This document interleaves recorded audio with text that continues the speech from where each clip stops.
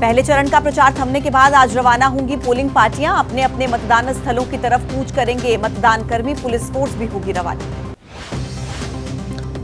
लोकसभा चुनाव के पहले दौर के लिए कल थम गया चुनाव प्रचार। पहले चरण में 21 राज्यों में 102 सीटों पर कल मतदान। चुनाव आयोग की तरफ से तैयारियां पूरी। पहले चरण में तमिलनाडु में सबसे ज्यादा 39 सीटें, राजस्थान की 12, यूपी की 8, उत्तराखंड की 5 सीटों पर पड़ेंगे वोट और अरुणाचल प्रदेश की 2, बिहार की 4 सीटों पर होगा मतदान। पहले चरण में छत्तीसगढ़, मिजोरम, त्रिपुरा की 1-1 सीट पर मतदान। एमपी की 6, महाराष्ट्र की 5, असम की 4, पश्चिम बंगाल की 3, मणिपुर, मेघालय की 2-2 सीटों पर डाले जाएंगे वोट। 19 अप्रैल को होने वाले पहले चरण के मतदान में जम्मू कश्मीर, अंडमान निकोबार में डाले जाएंगे वोट। लक्षद्वीप और पुडुचेरी की 1 सीट पर भी होगा मतदान। उत्तराखंड की सभी 5 लोकसभा सीटों पर होगा मतदान। प्रचार थमते ही पोलिंग पार्टियां हुई अपने गंतव्य के लिए रवाना। चौथे चरण के लिए आज नामांकन प्रक्रिया शुरू। लखीमपुर खीरी सीट पर भी आज नामांकन। केंद्रीय गृह राज्य मंत्री अजय मिश्र टेनी करेंगे नॉमिनेशन। एनसीपी एसपी की उम्मीदवार सुप्रिया सुले आज करेंगी नामांकन। एनसीपी की उम्मीदवार सुनित्रा पवार भी दाखिल करेंगी पर्चा। बारामती में 7 मई को मतदान। आज बदायूं से बीजेपी प्रत्याशी दुर्विजय सिंह शाक्य करेंगे नामांकन। डिप्टी सीएम ब्रजेश पाठक, प्रदेश अध्यक्ष भूपेंद्र चौधरी रहेंगे मौजूद। नामांकन से पहले होगी जनसभा का आयोजन। गृह मंत्री अमित शाह का आज गुजरात दौरा। अहमदाबाद और गांधीनगर लोकसभा क्षेत्र में करेंगे रोड शो। अहमदाबाद में होगी शाह की जनसभा। आज असम दौरे पर बीजेपी अध्यक्ष जेपी नड्डा। असम के कोकराझार, उदलगिरी और दुधनोई में रैली को करेंगे संबोधित। बीजेपी के पक्ष में माहौल बनाने का होगा प्रयास। आज केरल के कन्नूर, पलक्कड़ और कोटायाम में राहुल गांधी की रैली। सबसे पहले कन्नूर में जनसभा, फिर पलक्कड़ में करेंगे रैली। कोटायाम में जनसभा को भी करेंगे संबोधित। यूपी के मुख्यमंत्री योगी आदित्यनाथ का चुनावी दौरा। गौतम बुद्ध नगर, मेरठ, गाजियाबाद में करेंगे रैली। पहले गौतम बुद्ध नगर और फिर मेरठ और गाजियाबाद लोकसभा क्षेत्र में होगी जनसभा। मध्य प्रदेश के सीएम मोहन यादव का सागर में रोड शो। मोती नगर चौराहे से होगी शुरुआत। रोड शो के बाद बीजेपी प्रत्याशी लता वानखेड़े करेगी नामांकन। आम आदमी पार्टी के राज्यसभा सदस्य संजय सिंह करेंगे आज दिल्ली में पदयात्रा। आज शकरपुर में संजय सिंह निकालेंगे पदयात्रा। मुर्शिदाबाद में हुए बवाल में घायल लोगों का इलाज जारी। पुलिस के मुताबिक रामनवमी शोभा यात्रा के दौरान हुआ विस्फोट। एक महिला घायल। केंद्रीय सुरक्षा बल सहित भारी पुलिस बल तैनात। मुर्शिदाबाद के शक्तिपुर में कई दुकानों और घरों में भी हुई थी तोड़फोड़। बीजेपी ने टीएमसी पर आरोप लगाया। टीएमसी नेता अबू ताहिर का दावा, टीएमसी का कोई भी व्यक्ति शामिल नहीं था। बीजेपी नेता शिवेंदु अधिकारी ने एक्स पर कहा, पिछले साल की तरह इस बार भी रामनवमी की शोभा यात्रा पर हुई पत्थरबाजी। ममता बनर्जी की पुलिस इस साल भी राम भक्तों की सुरक्षा करने में विफल रही है। बीजेपी नेता अमित मालवीय का पश्चिम बंगाल की मुख्यमंत्री ममता बनर्जी पर तीखा प्रहार। एक्स पर लिखा, ममता बनर्जी पश्चिम बंगाल पर कलंक, रामनवमी शोभा यात्रा की सुरक्षा करने में फेल। कांग्रेस नेता अधीर रंजन चौधरी ने अस्पताल पहुंचकर घायलों का हाल जाना। बीजेपी कार्यकर्ताओं ने गो बैक के नारे लगाए। बीजेपी नेता अग्निमित्रा पाल ने पश्चिम बंगाल की सीएम ममता बनर्जी के खिलाफ दर्ज कराई शिकायत। ममता बनर्जी पर लगाया लोगों को भड़काने का आरोप। ममता बनर्जी की पार्टी टीएमसी ने जारी किया लोकसभा चुनाव के लिए अपना घोषणा पत्र। जनता से किए 10 वादे। बंगाल में सीएए रद्द करने, यूसीसी को लागू नहीं होने देने का वादा किया। टीएमसी का साल में 10 मुफ्त एलपीजी सिलेंडर देने, हर महीने 5 किलो राशन मुफ्त देने का वादा। बुजुर्गों के लिए 1000 रुपए प्रति महीने पेंशन। टीएमसी के घोषणा पत्र पर अखिलेश यादव का बयान। कहा, संविधान को बचाने के लिए सभी विपक्षी दल साथ हैं। बीजेपी को हटाना चाहती है देश की जनता। बीजेपी के पास देश की जनता के सवालों का जवाब नहीं। अगरतला में प्रधानमंत्री नरेंद्र मोदी ने कहा, 500 सालों के लंबे इंतजार के बाद वो रामनवमी आई जब भगवान राम अयोध्या में भव्य मंदिर में विराजमान। सूर्य किरणों ने किया उनके मस्तक का अभिषेक। राहुल गांधी का बयान। कहा, देश में आज 2 विचारधाराओं की लड़ाई। एक तरफ कांग्रेस और इंडिया गठबंधन, दूसरी ओर आरएसएस और बीजेपी पर लोकतंत्र को खत्म करने का उन्होंने आरोप लगाया। कर्नाटक के मंडिया और कोलार में जनसभा के दौरान बोले राहुल गांधी। कहा, इलेक्टोरल बॉन्ड दुनिया का सबसे बड़ा वसूली रैकेट है। अगर किसी कंपनी पर जांच एजेंसी कार्रवाई करती है तो वो कंपनी बीजेपी को देती है चंदा। तेजस्वी ने गाना गाकर कसा पीएम मोदी पर तंज। कहा, वादा करके भूल जा रहे हैं प्रधानमंत्री। जनता रूठ जाएगी तो हाथ मलेंगे और बांका में आरजेडी प्रत्याशी जेपी यादव ने लिए जनसभा करने पहुंचे थे तेजस्वी। केरल के कन्नूर में रक्षा मंत्री राजनाथ सिंह की रैली, कांग्रेस पर प्रहार किया, कहा कांग्रेस पूरा नहीं कर पाई देश से गरीबी खत्म करने का वादा। राहुल गांधी पर देवेंद्र फडणवीस का पलटवार, कहा राहुल को जरा भी समझ होती तो पार्टी की हालत ये नहीं होती। अमेठी में राहुल गांधी पर प्रहार करती नजर आई स्मृति ईरानी, कहा राहुल ने अपने बयान में कई बार जाहिर किया कि वायनाड ही उनका परिवार है, परिवार भी बदलने लगे हैं राहुल। प्रियंका गांधी के ईवीएम वाले बयान पर अनिल विज का पलटवार, कहा जब कांग्रेस ईवीएम से जीत रही होती है तो तब कहीं सोई रहती हैं प्रियंका, चुनाव हारने के बाद बयान देने की बना रही योजना।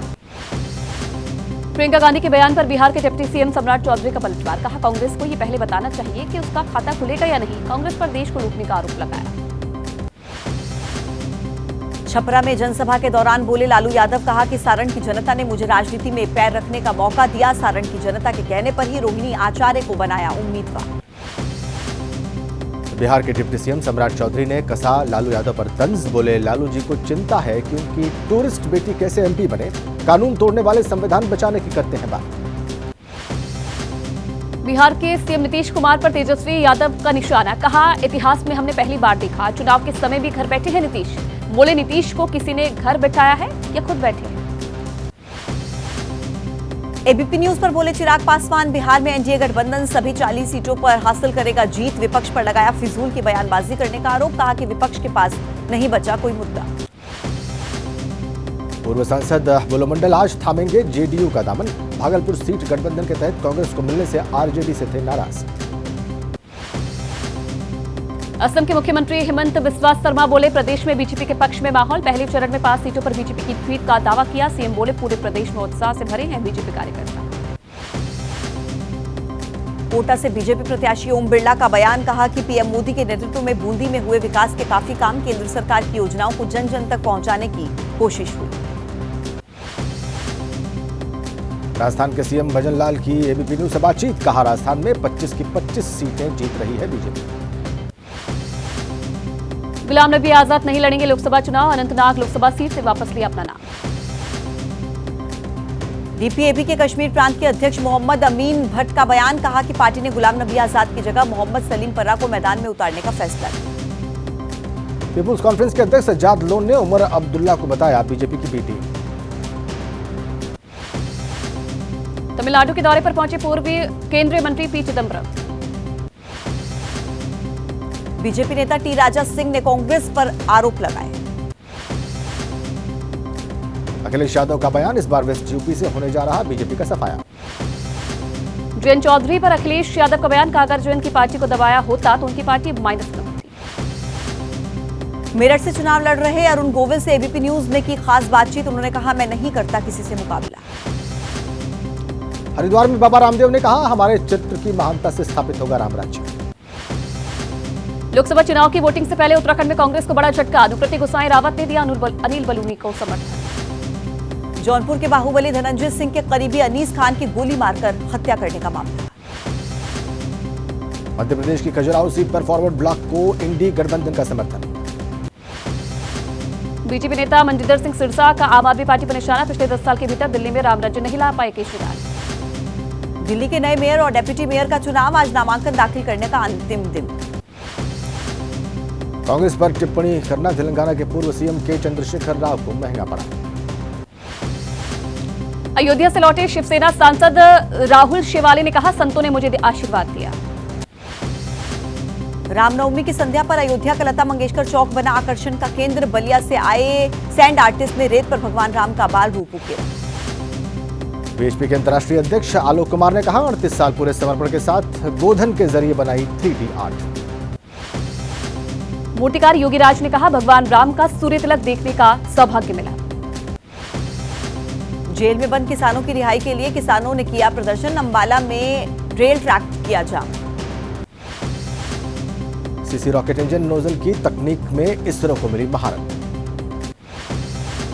अंतर्राष्ट्रीय खिलाड़ी कुहू गर्ग यूपीएससी में 178वीं रैंक हासिल कर बनी आईपीएस। रेवाड़ी के टैक्सी ड्राइवर हरदयाल के बेटे ने क्रैक की यूपीएससी परीक्षा। ईवीएम और वीवीपैट पर्ची के लिए पूरी तरह मिलान की मांग वाली याचिकाएं सुप्रीम कोर्ट में इसमें सुनवाई जारी। यौन उत्पीड़न मामले में बृजभूषण शरण सिंह की बढ़ सकती है मुश्किलें।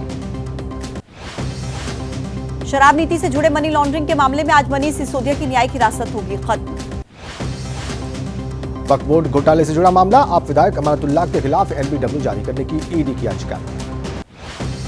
दिल्ली शराब नीति मामले में आम आदमी पार्टी के कार्यकर्ता चरणजीत सिंह की ईडी हिरासत आज होगी खत्म। बीजेपी प्रत्याशी रवि किशन पर आरोप लगाने वाली महिला पर एफआईआर दर्ज। मणिपुर में हुई हालिया हिंसा पर सीएम एन बीरेन सिंह ने कहा, आतंकवादी तो आतंकवादी होते हैं। अनंतनाग में घायल राजू शाह के अस्पताल में हुई मौत। जम्मू कश्मीर के पुंछ में आतंकी साजिश नाकाम, सुरक्षा बलों ने निष्क्रिय किया आईईडी। कांकेर में नक्सलियों के खिलाफ नई रणनीति की वजह से मारे गए 29 नक्सली। सलमान खान के घर के बाहर फायरिंग का मामला, मुंबई क्राइम ब्रांच ने सागर पाल के भाई सोनू पाल को पूछताछ के लिए बुलाया।